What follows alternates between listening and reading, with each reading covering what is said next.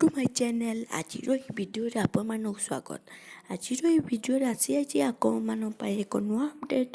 ଅଙ୍ଗନବାଡ଼ି ଓ college ଖରା ଛୁଟି ଘୋଷଣା କ'ଣ ରହିଛି ସମ୍ପୂର୍ଣ୍ଣ ଅପଡ଼େଟ୍ ଚାଲନ୍ତୁ ଜାଣିବା।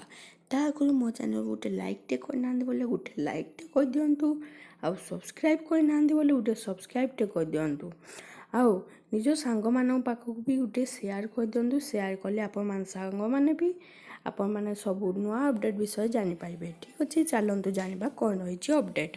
ମୋ ଏଇ ଭିଡ଼ିଓରେ ଜାଣିଥିବେ ମୋ ଚ୍ୟାନେଲ୍ରେ ସବୁବେଳେ ସର୍ଟରେ ସବୁ ଏକ୍ସପ୍ଲେନ୍ ହୁଏ। ଚାଲନ୍ତୁ ଜାଣିବା।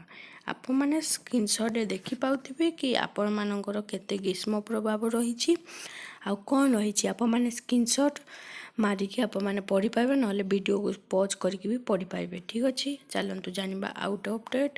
ଆପଣମାନେ ଦେଖିପାରିବେ, ଆପଣମାନେ ପଢ଼ିପାରିବେ, ନହେଲେ ଠିକ୍ ଅଛି। ଦେଖିପାରୁଥିବେ କେତେ ଖରାର ପ୍ରଭାବ ରହିଛି, ପୁରା ବହୁତ ଖରା ହେଉଛି। ଆପଣମାନଙ୍କ ୟେଲୋ ୱାର୍ଣ୍ଣିଂ ଆସିଯାଇଛି। ସବୁ ଜିଲ୍ଲାମାନଙ୍କରେ ଆପଣମାନଙ୍କର 45 ଡିଗ୍ରୀରୁ ଅଧିକ ରହୁଛି ଟେମ୍ପରେଚର୍। ଆପଣମାନଙ୍କ ଜାଣିଥିବେ 45 ଡିଗ୍ରୀରୁ ଅଧିକ ସବୁ ତାପମାତ୍ରା ରହୁଛି। ପିଲାମାନେ ପାଠ ବି ପଢ଼ି ପାରୁନାହାନ୍ତି।